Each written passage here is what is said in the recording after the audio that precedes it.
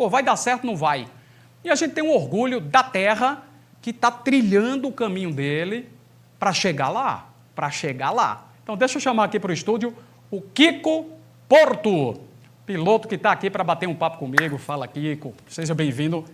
Fica à vontade, pode sentar, cara, fica à vontade aí.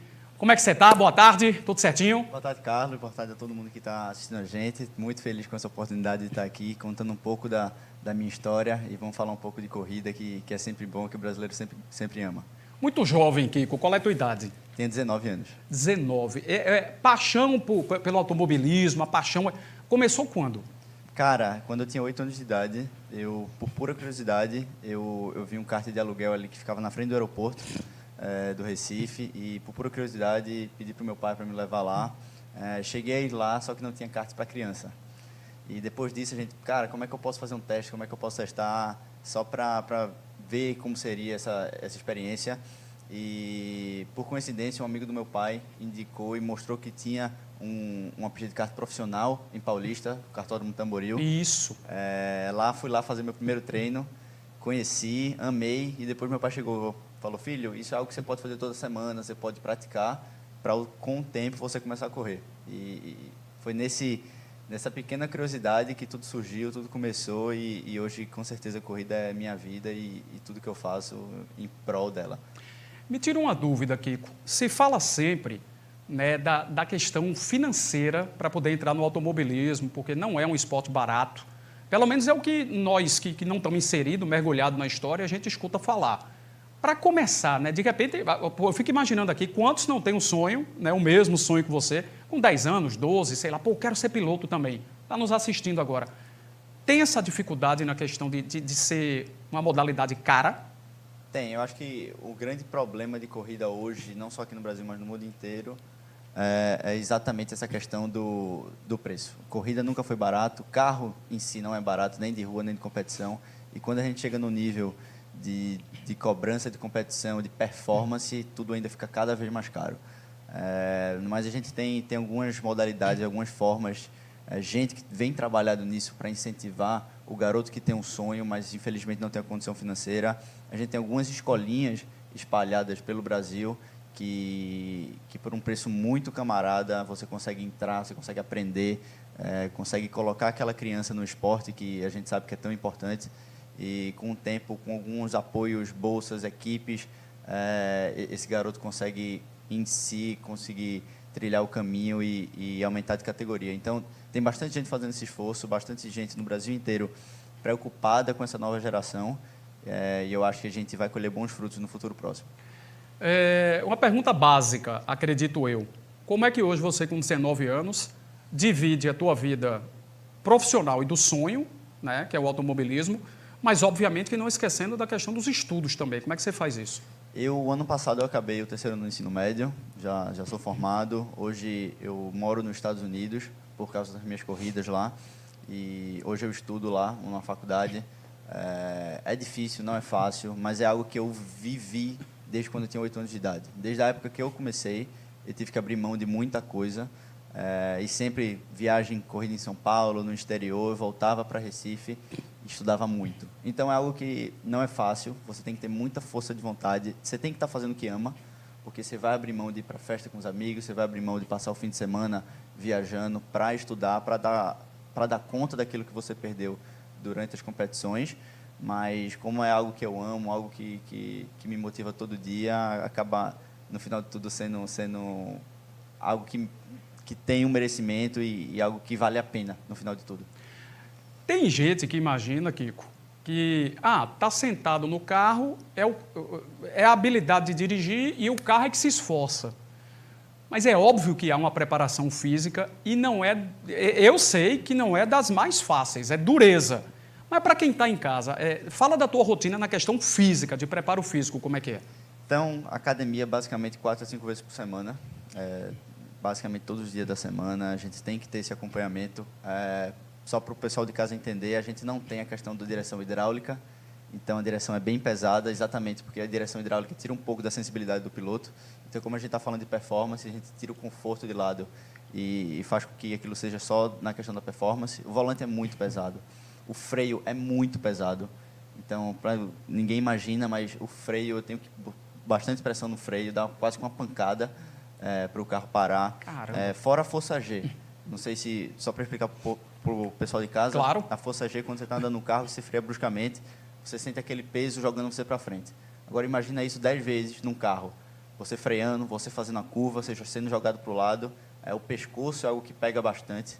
Eu tenho que treinar bastante o pescoço, porque senão você não consegue deixar o pescoço em pé, você vai deixando ele ceder. Então, não é fácil. Corrida, quem já teve um pouco de experiência sabe que cansa bastante e a gente tem que trabalhar bastante para se manter em forma. A sua modalidade hoje qual é? Você está correndo em que modalidade? Eu corro na Indy Pro 2000, categoria de base da Fórmula Indy. Perfeito. Sonhos, né? Metas, quais são? Né? O que é que o Kiko, daqui a... Vamos botar o quê? 3 anos? Daqui a 3 anos, 4 anos, você se vê onde? Lógico que a gente nunca descarta a possibilidade de Fórmula 1. Fórmula 1 é algo que todo piloto sonha, só que a Fórmula 1 tem tido um problema muito grande, que é o preço. Não o preço de estar lá, mas o preço para chegar lá. O que antes era a categoria de milionário, a gente já vê alguns pilotos com bilhões. Então, é algo que preocupa. A gente vê muito pai de piloto comprando equipe para correr. Caramba, então, velho. isso, se a gente olhar, nunca foi barato, mas se a gente comparar o que era antigamente e o que é hoje, é algo que complica. Por isso, eu escolhi trilhar o caminho da Indy, um caminho que apoia bastante, um caminho que suporta os talentos da base. Eu comecei em 2018, eu fiz minha estreia na Fórmula 4 americana. Em 2019, fui vice-campeão da Fórmula 4 americana. Em 2020, eu entrei na primeira categoria de base, que é a USF 2000. Em 2021, fui campeão dessa categoria. E, por causa desse campeonato, eu consegui um valor quase que 100% para correr na categoria que eu corro hoje, Indy Pro. Então, isso é um atrativo muito grande para os pilotos. A gente vê muito piloto da própria Europa vindo para os Estados Unidos para correr por causa desse prize money, que a gente chama, que é esse dinheiro que a Indy dá de incentivo para você continuar seguindo nos passos, nas categorias. E isso é muito bom. A Indy tem crescido bastante como marca, tem crescido muito na parte familiar. A gente vê lá a paixão do americano pela Fórmula Indy, que vejo 500 milhas de Indianápolis desde 1940. Então, é algo muito legal. E quando você está dentro, você entende a paixão do americano pelo automobilismo. Kiko, então quer dizer, se é uma categoria de início da Indy, você corre naqueles circuitos ovais? Corro. Meu irmão, eu acho aquilo espetacular. Espetacular. É um dos diferenciais que a Fórmula 1 não tem, né? Todo circuito de Fórmula 1 é misto. Aqueles circuitos ovais, aquela velocidade alucinante, toda hora, todo instante. Me diga qual é a diferença, né, de correr no circuito daquele e no circuito misto. Cara, eu diria que ovais chega a ser 10 vezes mais assustador do que um circuito misto. É algo que você está basicamente virando para a esquerda, você olhando de fora parece muito simples, mas você tem que pensar que 2 km a mais é o suficiente para você bater no muro. E quando eu falo em bater, é bater a 200 por hora, se não for mais. Então, oval é algo que não é para qualquer um. É algo que você tem que atuar mais na forma sensitiva do piloto. Quando a gente tem muitas pistas que é mais agressividade, mais a gente frear dentro, conseguir dar o pé o mais cedo possível, carregar a velocidade, mas o oval é mais a parte sensitiva, a forma que eu tiro o pé do acelerador, a forma que eu aplico o volante, não pode ser brusco. A gente até, em corrida, a gente comenta que no oval a gente tem que sentir debaixo d'água. Os movimentos são leves, precisos, porque qualquer coisa demais a gente pode provocar algo no carro que ele vai sair de traseira, vai sair de frente, vai perder a aderência e a gente vai acabar no muro. Então, não tem muito área de escape e a margem de erro é muito pequena. Vou perguntar a você também se tem algum cara, algum piloto de Fórmula Indy que te inspira. Eu acompanhei muito mesmo o Indy, acompanhava para valer. O Emerson Fittipaldi ainda estava, estou me entregando aqui na idade, né? Me lasquei. Mas, bom, e aí tinha o Bob Rahal, depois veio até a família do Rahal, né, fazendo os outros pilotos também. Era pegado, velho, você tinha uns 5, 6 caras de ponta ali que não era brincadeira. A gente teve o Hélio Castro Neves para não nos deixar sedentos, né? O Fittipaldi parou, mas o Hélio veio para a briga de título. Mas tem um cara lá que você admira e diz assim, pô, esse é o cara da Indy? Cara, falando um pouco de brasileiros, eu acho que Tony Kanaan e Hélio Castro Neves é algo que a gente tem que falar. Foram pilotos que tiveram a opção de umas categorias de base da Fórmula 1, mas optaram pela Indy. E quando a gente vê que valeu muito a pena. Talvez eles poderiam ter andado de um Fórmula 2 na época, e logo depois não teria o dinheiro suficiente, ou as equipes não iam conseguir contratar, e eles migraram para a Indy, fizeram o que fizeram, os 2 campeões da 500 milhas de Indianápolis, que é a corrida mais famosa da Fórmula Indy, também campeões da categoria no ranking de pilotos anual. E, cara, a gente vê muito piloto que até saiu da Fórmula 1, foi para a Indy e conseguiu andar bem, mas não tudo isso. Aí o próprio Juan Pablo Montoya, que saiu da Fórmula 1, correu na Indy, conquistou também na Indy. Mas hoje eu diria que um piloto que com certeza é minha referência chama Scott Dixon. É um piloto australiano que começou na Indy, já coleciona 7 títulos na Indy. É um cara que já está com seus 40 e poucos anos e continua no maior alto nível possível. E o que mais me impressiona é a facilidade dele em correr em tudo que for proposto. Você vê algumas categorias de longa duração, 24 horas de Daytona, ele senta lá, corre e dá muito pau na molecada mais nova. Então, é um cara que, com certeza, é uma inspiração muito grande. Bom, Kiko, é inevitável a gente falar, né? Quando você pega um piloto, um cara especialista, não tem como a gente sair daquela história de comparativo, né? Dos maiores. E aí, saindo até da sua categoria, indo para a Fórmula 1. Senna, Hamilton, Schumacher, né? Claro que, como você é muito jovem, não chegou a ver algum desses, é claro, em atividade ali, mas tem história, né? Tem vídeos, tem etc. Você tem assim, de repente, para mim é esse o cara? Cara, eu acho que quando a gente chega a falar de Fórmula 1, chega a um nível que todos eles aceleram muito, mas diferenciar um bom piloto, diferenciar um astro, um gênio, tem algumas coisas que a gente tem que levar em consideração. Quando a gente começa a falar do Ayrton, que eu acho que com certeza foi uma grande referência para todos nós que assistem Fórmula 1 e para a nação em todo, vou tirar a parte de talento, que todo mundo sabe que ele tinha de sobra, mas a parte de foco que ele tinha. Eu acho que o Ayrton foi um dos primeiros pilotos da Fórmula 1 que trouxe essa questão de preparação física como ninguém. Se você via a Fórmula 1 nos anos 70, 60, era os pilotos com um cigarro na boca antes da largada e estava nem aí.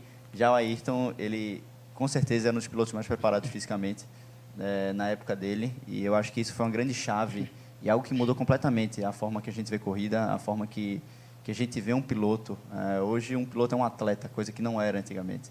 Então, além de toda essa parte de talento, de velocidade, de técnica de pilotagem, a parte fora como piloto, como atleta e com certeza como um cara que abdicava tudo na vida para aquilo, foi algo que fez ele o maior de todos. Uma outra questão interessante para a gente conversar, como você mora lá nos Estados Unidos, por exemplo, a NBA é algo que o americano não troca por nada em relação a basquete. Inclusive, a maioria das seleções norte-americanas, eu estou até assistindo agora um documentário, quando eles juntaram, né, teve o Dream Team e depois foi o time da redenção. Aí eu estou assistindo do time da redenção, quando eles juntam lá LeBron, ainda jovem, né, junto com Kobe, eles chamam o Kobe Bryant para poder juntar os caras e retomar o título que eles tinham perdido na Olimpíada anterior. Mas, tipo assim, a NBA está aqui, o americano, o resto é muito abaixo. Aí eu estava aqui agora imaginando o seguinte, não tem um norte-americano piloto que tenha sido destaque na Fórmula 1. Aí o que eu quero tirar a dúvida com você, Kiko, é o seguinte, o americano ele também bota a Fórmula Indy num pedestal assim, diz, no mundo isso aqui é o melhor que tem em automobilismo, eles fazem isso com a Indy também? Com certeza. Se você chegar para um americano e perguntar, você conhece Max Verstappen? Eu digo que é 70% de chance ele fala que não conhece. Caramba! Então, assim, é algo que impressiona, mas também mostra que o americano ele cresce com o foco da Indy. Então, assim, para ele, Fórmula 1 nunca foi uma opção. Ele assistiu a corrida da Fórmula Indy com 5 anos de idade, com o avô do lado, o avô que provavelmente já mexeu com carro, a gente vê, às vezes, muitos familiares que já foi envolvido em Indy de alguma forma. Isso é muito legal. E eu não tinha essa percepção até eu me envolver na atmosfera da Indy. Esse ano eu tive a oportunidade de assistir as 500 milhas de Indianápolis lá. Cara, quando você vê aquela arquibancada, 560 mil pessoas... Meu Deus do céu! ...enchendo aquele autódromo, você fala, tem alguma coisa errada. Tem um brilho que eu não entendo ainda o que é. E, assim, só quem foi para as 500 milhas de Indianápolis sabe do que eu estou falando, sabe da paixão, sabe do brilho que aquele evento tem. E você vê o neto com o pai, com o avô, você vê as gerações sendo criadas, vendo corrida, assistindo corrida, tentando se envolver de alguma forma com corrida. Então, isso é muito gratificante e só quem está lá consegue entender um pouco do tamanho que é corrida para o americano. Kiko, você fica aqui na cidade, aqui no Brasil, por quanto tempo? Vou ficar até o dia 10 de janeiro, depois vou ter que retornar, já vou retornar aos treinos e retornar também à faculdade lá. E quando você fica por aqui, dá uma treinadazinha ou esquece completamente o automobilismo? Não, com certeza a parte física, a parte de academia, preparação física, a gente não para. Ontem, inclusive, já fiz o treino, hoje vou fazer o treino após terminar aqui. Então, assim, a gente tem que manter, porque senão a gente perde muito rápido. Vou tentar também encontrar uns amigos no kartódromo lá na Paraíba, dar umas voltinhas. Kart sempre foi minha paixão e continua sendo. E sempre dar uma voltinha, desenferrujar um pouco. Faz tanto tempo que eu não ando de kart, é sempre legal também.